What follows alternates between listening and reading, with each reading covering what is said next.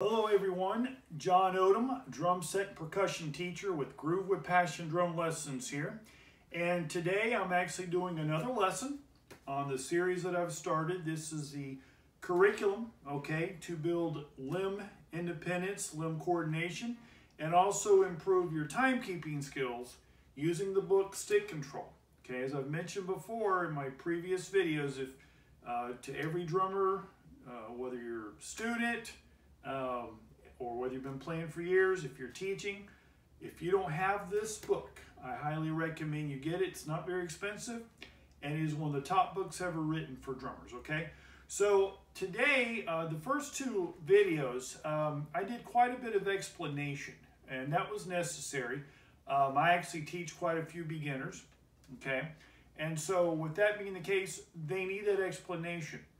So I want to make sure that anyone watching this video, no matter what your experience level is, that you can relate to it. That's my philosophy in teaching, and so ever since I've started teaching almost 11 years ago. So I want to make sure that you can understand it. So what I'm going to do is I'm going to continue to work through some exercises in stick control. And today I'm actually going to start on page 5, which is the first page of exercises, okay? And I'm going to start with exercise 3, okay? Exercise 3 is pretty basic. It's double stroke roll, okay? And it's just right, right, left, left. So as my previous videos I mentioned, first step with these exercises, make sure that you understand the hand pattern. Once you can do that, we start adding the feet. Start adding the bass drum on count 1 and count 3. Start adding the hi-hat on counts 2 and 4, okay? So when I play this, with the bass drum and hi-hat on top of the double stroke pattern, okay, double stroke roll, it's going to be just like this. And these are all counted as eighth notes. The first 3 pages, the first 72 exercises in stick control, every hand pattern is different. Every exercise is different, but they're all counted the same, all eighth notes. So number 3 is going to sound like this. 1 and 2 and 3 and 4 and 1 and 2 and 3 and 4 and. Once you can play that comfortably, okay, go ahead and try it with the metronome. Now I'm starting at 60 beats per minute. If 60 beats per minute seems to be too fast for you, slow it down to 50. Slow it down to 55, okay? 55 or 50 if you need to. Nothing wrong with learning slow. Anytime you're learning something new, especially with drums, it's always recommended to start slow. Speed comes with time and repetition. So at 60 beats per minute, 1 and 2 and 3 and 4 and 1 and 2 and 3 and 4 and 1 and 2 and 3 and 4 1 and 2 and 3 and 4 and 1 and 2 and 3 and 4 and. Now, quick recap from the previous 2 videos, or 2 previous videos. If you need to break this down, that's perfectly fine. Meaning, if you need to play it 2 notes at a time, that's perfectly fine. So on exercise 3, if you need to play it like this to start off with, 1 and 2 and 3 and 4 and. That's fine. Because that's how you need to learn it. That's nothing wrong with that. Try to play everything if you can. Try to play it with the bass drum on 1 and 3, hi-hat on 2 and 4. But if it's just too difficult, that's fine. That will come with time and practice. Counting is the key. That's how you're going to be able to play these, is with counting. Now, the second video I filmed, okay, because today is the 3rd video. So my second stick control video, I talked about and demonstrated playing these exercises with the bass drum on all 4 quarter notes, okay? So exercise 3, bass drum on 4 quarter notes is going to sound like this. 1 and 2 and 3 and 4 and 1 and 2 and 3 and 4 and 1 and 2 and 3 and 4 and 1 and 2 and 3 and 4 4, and. Again, once you can play that comfortably, meaning without having to stop and hesitate, next step, play it with the metronome. Now, tell you a little secret, okay? This is not a hidden secret, but for me, what works for me being able to play these with the bass drum on all 4 quarter notes is anytime we're playing a groove or a pattern on the drums and that it requires independence, which most grooves do, at least require some type of independence or coordination between the limbs. If you can put one limb or one part of that groove on what is called autopilot, okay, and I've heard some of the top drummers and teachers talk about this, then that helps because then you don't have to concentrate on that particular limb.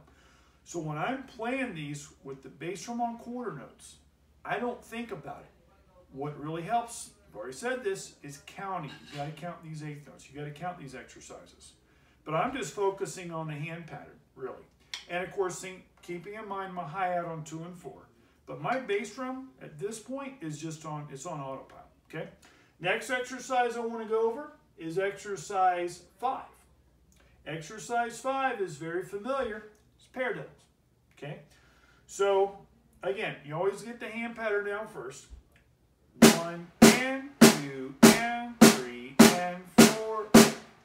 Both measures are the same, okay? As you go through these exercises, some of them, the first and second measure are different. Some of them are the same. All right, this one happens to be the same. So when we add our feet, bass drum on 1 and 3, high down 2 and 4, going to sound like this. 1 and 2 and 3 and 4 and 1 and 2 and 3 and 4 and 1 and 2 and 3 and 4 and 1 and 2 and 3 and 4 and. Okay? Let's try that at 60 beats per minute.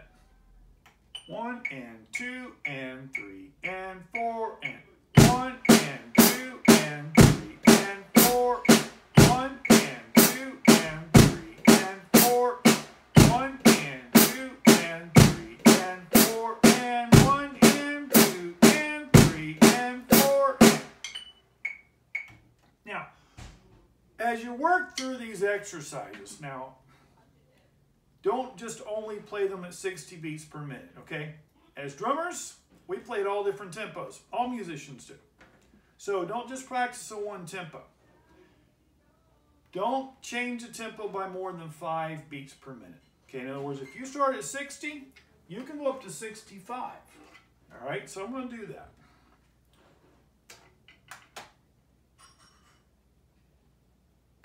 And then I'm going to play this time, bass drum on all 4 quarter notes, paradiddles on the snare drum. Okay, this is exercise 5 on page 5. 1 and 2 and 3 and 4 and 1 and 2 and 3 and 4. 1 and 2 and 3 and 4. 1 and 2 and 3 and 4 and 1 and 2 and 3 and 4. So the idea here is to be able to play both patterns. In other words, play these exercises, bass drum on 1 and 3, hi-hat on 2 and 4, and then also the bass drum on all 4 quarter notes, again with your hi-hat on 2 and 4, at different tempos. Okay? That's how we're going to become more versatile. Okay? Be able to play more grooves and ideas and play with better timekeeping, right? Be more solid, be able to play more solid with our time by using the metronome. Okay, next exercise I'm going to demonstrate is exercise 14. All right, that hand pattern is just the first half of the measure is single strokes, 1 and 2 and the second half of the measure double strokes, right, right, left, left, 3 and 4. Okay, so the hand pattern is pretty basic. When we add the feet, bass drum on 1 and 3, hi-hat on 2 and 4, going to go just like this. 1 and 2, 3 and 4, 1 and 2 and 3 and 4. If we play that with the bass drum on all 4 quarter notes, it's going to go like this. 1 and 2 1 and 2 and 3 and 4. Now, as you work through these, you may find that one measure you can play well, and maybe the second measure is tripping you up, okay? Whatever you find difficult, that's what you need to work on, okay? So that's perfectly fine. If one measure, you get it, you can play it smoothly without any having to stop, then you concentrate on the second measure. And then once you can play both measures, that's the whole key with this program, okay? You've got to be able to play both measures smoothly without hesitating. Last exercise I'm going to do on this page, and there's 24 total, but the last one I'm going to play through is going to be exercise 22, okay? What's a little bit of interesting hand pattern here? Starts with the left hand, single strokes, 1 and 2 and then it's left, right, right, right, okay? Both measures are the same in this one, all right? So when we add the feet, bass on 1 and 3, hi-hat on 2 and 4, 1 and 2 and 3 and 4 and 1 and 2 and 3 and 4, 1 and 2 and 3 and 4 and 1 and 2 and 3 and 4. Now I'll add the bass drum on all 4 quarter notes. 1 and 2 and 3 and 4, 1 and 2 and 3 and 4, 1 and 2 and 3 and 4, 1 and 2 and 3 and 4. Now, of course, you want to play through all the exercises. I don't want this video to be too long. Okay, if I try to play through all of them, the video would be probably 45 minutes or so. We're not going to do that. Okay, but you want to play through every single exercise. Now, when you're playing through these, when you're working through these, if you get to an exercise where it's just not working, you're just not able to play it, skip that one temporarily. Go down to the next one, because sometimes what will happen when we're with drumming, okay, one exercise or a groove or an idea trips you up, maybe trying something else will help unlock or open up whatever's blocking you or keeping you from playing that particular exercise, and then you can go back to it. But make sure you go back to it, okay? I would like to see, I'm requiring all my students to play each exercise.